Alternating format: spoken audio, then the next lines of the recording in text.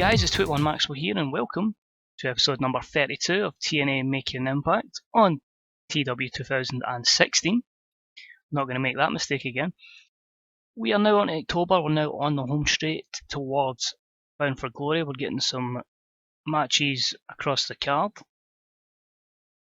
Following on from the last episode, I can confirm that Rusev has signed a new deal with the WWE, but we are in talks to sign someone. I know I said I wasn't going to sign anybody else, but when someone comes up that WWE is not giving a new contract to, that could be a valuable asset to this company going forward, and a massive player going forward for Bound for Glory, I just felt like we had to do it, so watch this space.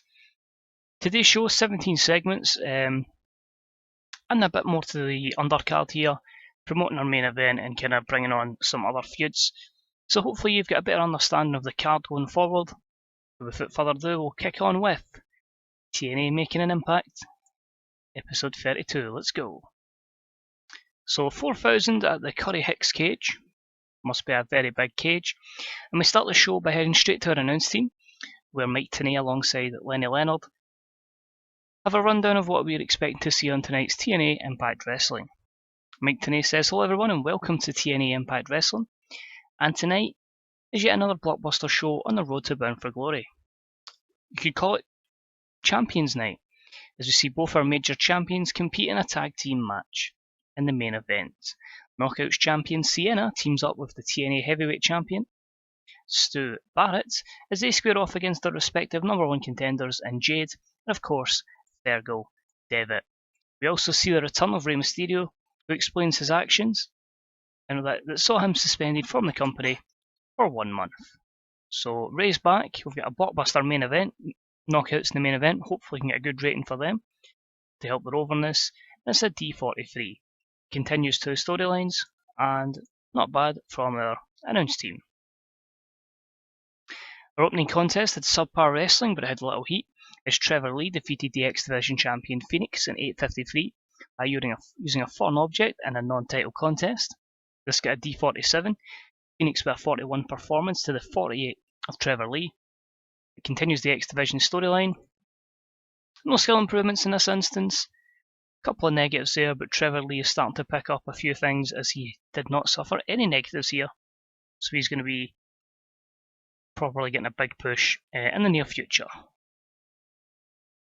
What a win for Trevor Lee. He has upset the TNA X Division champion Phoenix. He celebrates madly before shouting down the camera, "I deserve a title shot." So E plus 34 there. Could we have a new number one contender? Remains to be seen what happens in the X Division. Next up, and about did some good wrestling and decent reaction from the crowd, made Beer Money draw with the American Wolves in 11:26 following a double countout. In terms of in-ring work, Bobby Roode was head and shoulders above everyone else. James Storm was a weak link, struggling to keep up with everyone else. The B78 here, very good matchup.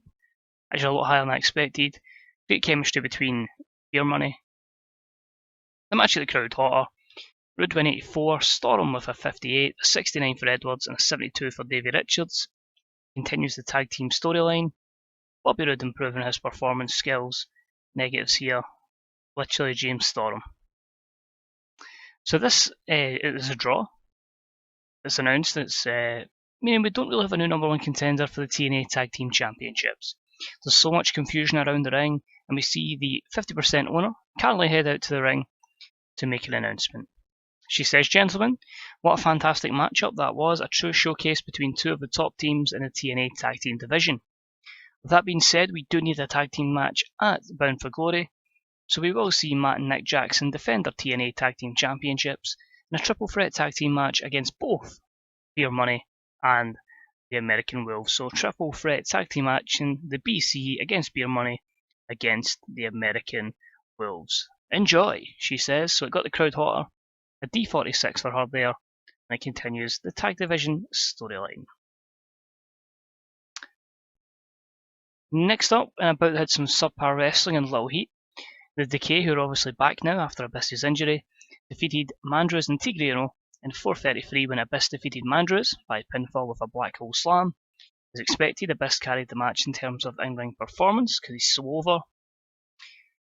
D plus 51, so not amazing, but it was pretty average. Rosemary doing some good work at ringside, Abyss standing out as good. A 27 for Tigriano, a 32 for Mandrews, 34 for Crazy Steve, and Abyss out there on his own with a 64 performance. So the Decay building up some good momentum. Next up, an extremely short match with Shibata defeat Jesse in 51 seconds. A C-54. Shibata continued to be a wrecking machine.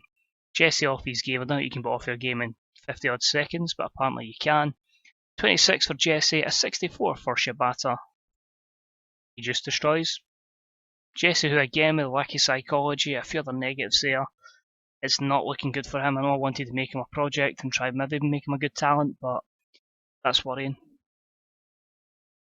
And then after that, a short and sweet promo that lasted about as long as the match. Jay Lethal, follow that. You do not impress me. So a few words from Shibata warning Jay Lethal, and that is a C-53, continues the national storyline. No negatives, so very good there. Which leads us into our weekly national championship match, which was an extremely short match that saw Jay Lethal defeat Eli Drake in 4 minutes 34 by pinfall with a lethal combination. Jay Lethal makes defence number 6 of the national title, so he's still defending it weekly. That's a C62. Lethal with the 70, Eli Drake with the 36. Eli Drake improving performance skills. The negatives here, poor psychology, and both gentlemen holding back. We then have an 8-man tag. It was a poor match that saw the BCs, Matt Jackson, Nick Jackson, Adam Cole, and Kenny Omega. Congratulations on winning the G1, Kenny. I'm proud of you. Defeated Sami Callihan, DJ Zemayon Grado, and Manahaba Wa Shira. And 9:25 when Kenny Omega defeated Grado with Crouch Wrath. C-56 is not too bad considering the overness of some of the face talents. But Zemayon was not suited to his gimmick. That won't be changed until we've got plans for him. Adam Cole looked good. Shira by 29, Grado with 35, Zemayon with 32, Callihan 40, Omega 51. So a lot of work to be done with Kenny Omega. 68 for Adam Cole, 61 for Nick Jackson, and 59 for Matt.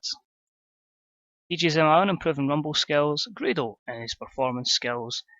Few negatives there, inconsistencies, poor psychology, as to be expected. Next up in a poor match, we had Matt Hardy defeat Chris Melendez in 5:32 with a twist of fate. D plus 51, Matt seemed off his game. Good chemistry between them. Matt with the 51, Melendez with the 27. Again making Matt Hardy look really strong, as he is broken. Quite a few negatives there, both in low morale, which is disappointing, but we're giving Matt Hardy this one last hurrah. Next up we hear the theme music of the returning Rey Mysterio. The crowd goes wild for him as he enters the ring and grabs a microphone. Of course, he's got a lot to say. He says, "First off, guys, I would like to say I missed you here in TNA. It was a shame that I had to depart so soon after debuting. I have to be honest with you and explain the situation.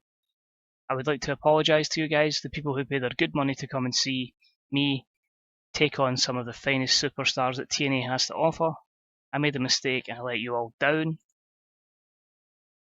I can only promise you that something like this will never be repeated ever again." So C63 from Rey Mysterio, his apology, but someone isn't too happy with his apology.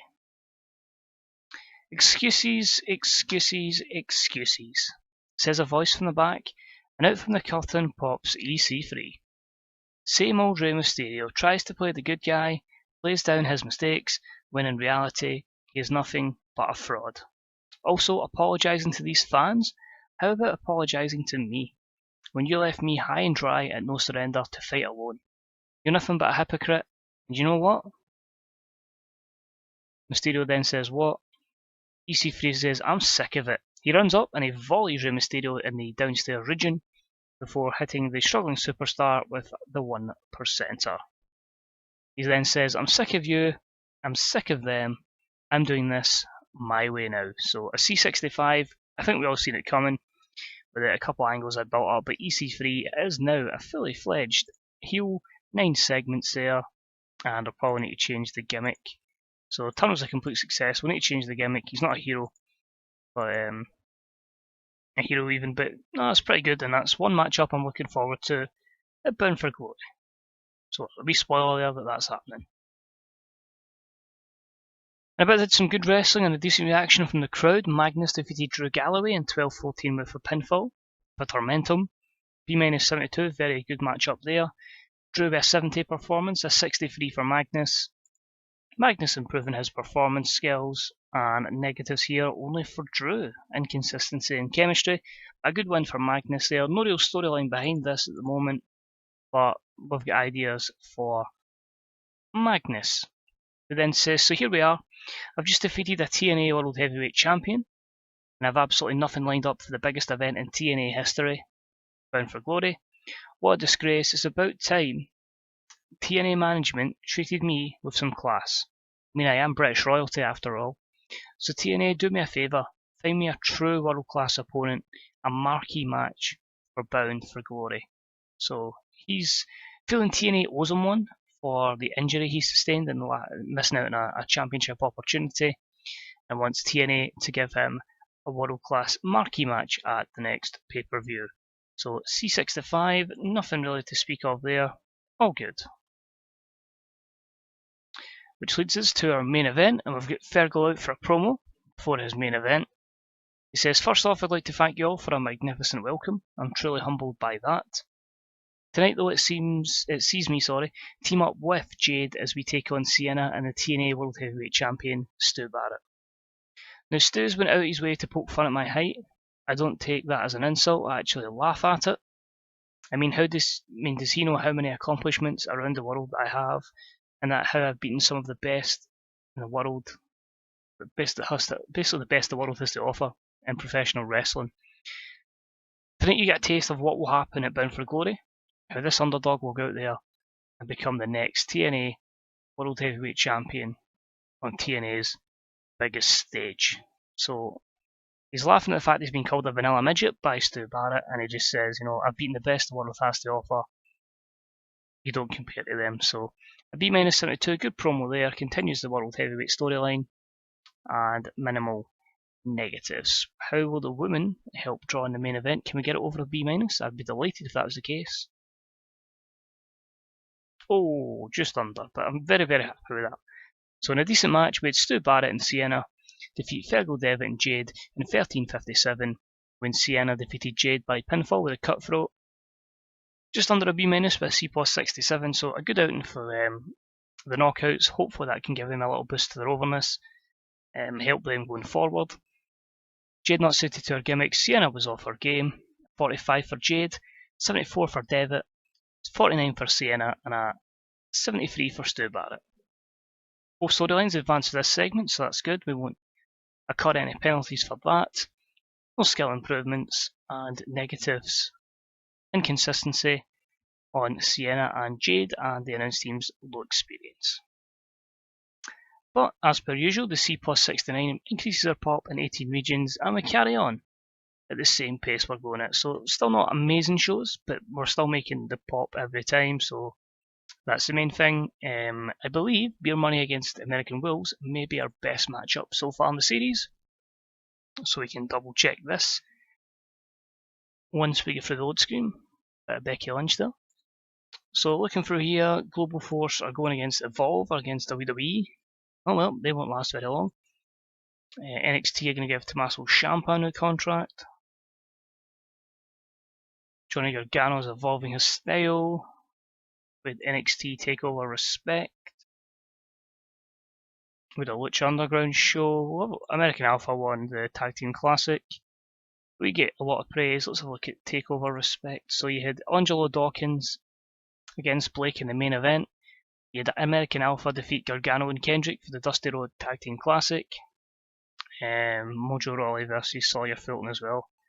What an amazing card that must have been. Well, so basically, Brian Hebner has changed his body type to now toned, which doesn't matter because he's a ref. 2.26 TV rating and 5k in drug test fees, so pretty decent there. We'll just quickly go here. So up to 42 momentum, Prestige is still 36, and I would have to click owner. Tell why it's user stats, and that confirms, yep, It was not the best one, actually. The best match was Beer Money versus the BC. So I'm wondering how Beer Money, BC, and American Rules draw as a matchup. So that could be good, quite promising. But financially, still good position. A little bit of profit. We ended up making nearly 600 last month. So I'm hoping this month, we can try and get close to that. 4.1 million is good at the moment. We're still 3 million higher than what I started at. So it's just up to keeping money afloat for when the wrestling industry takes a little decline. Again, for the decline of the industry. So it's actually rising, so we can afford to spend a bit of money and hopefully thrive alongside this and make sure we don't lose our best talents. But we're in a good position. We've got a bit of money. It's all about just raising the size and getting the company bigger and better. It's going to be a slow process, but as long as we can tell some good stories along the way, then all is good. So as always, guys, thanks for watching. Let me know what you thought of today's episode. Is there any matches you're particularly looking forward to going forward at Bound for Glory? Get any predicted cards? Let me know what you're thinking. And as always, I can only just say thanks for watching. And as always, any comments, likes, subscriptions, tweets, comments on Reddit, comments on Grey Dog Software website, all deeply appreciated. It's always good to interact with people. As I say, anything that happens in my WWE save will be popped up on the old Twitter. If it's like a certain moment or whatever, or Punk's putting the dressing room against Angle, you can see it all there. But as always, guys, thanks for watching. It's deeply appreciated.